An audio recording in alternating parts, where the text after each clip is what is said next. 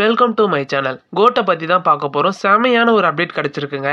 தளபதி America போயிருக்காருன்னு எல்லாருக்குமே தெரியும். லோலா அப்படின்ற ஒரு விஎஃப்எக்ஸ் கம்பெனி தான் கோட் மூவிக்கு விஎஃப்எக்ஸ்லாம் பண்ணுறாங்க. வெங்கட் பிரபு சடனாக ட்விட்டரில் சக்ஸஸ்ஃபுல்லி கம்ப்ளீட்டட் விஎஃப்எக்ஸ் விஜய் அண்ணா அப்படின்னு போட்டிருக்காரு. விஎஃப்எக்ஸ்லாம் கம்ப்ளீட் பண்ணிட்டு இருக்காங்க. Cannot wait the output. அதோட ரிசல்ட்லாம் பார்க்க ரொம்ப ஆர்வமாக இருக்குது. என்னாலே வெயிட் பண்ண முடியல அப்படின்னு சொல்லியிருக்காரு. உங்களாலே வெயிட் பண்ண முடியல, நாங்களாம் என்ன பண்ணுறது? இந்த விஎஃப்எக்ஸ் கம்பெனி நிறைய ஹாலிவுட் மூவிக்கு விஎஃப்எக்ஸ்லாம் பண்ணியிருக்காங்க.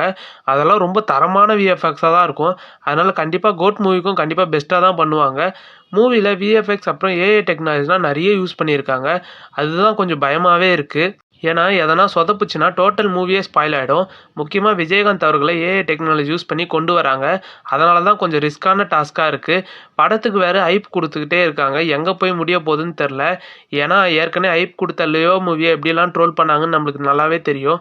வெயிட் பண்ணி பார்க்கலாம். எவ்வளோ பேர் விஎஃப்எக்ஸ் அண்ட் ஏஐ டெக்னாலஜி தளபதியும் விஜயகாந்தையும் பார்க்க ஆர்வமாக இருக்கீங்கன்னு கமெண்ட் பண்ணுங்கள், சப்ஸ்கிரைப் பண்ணுங்கள். பாய்.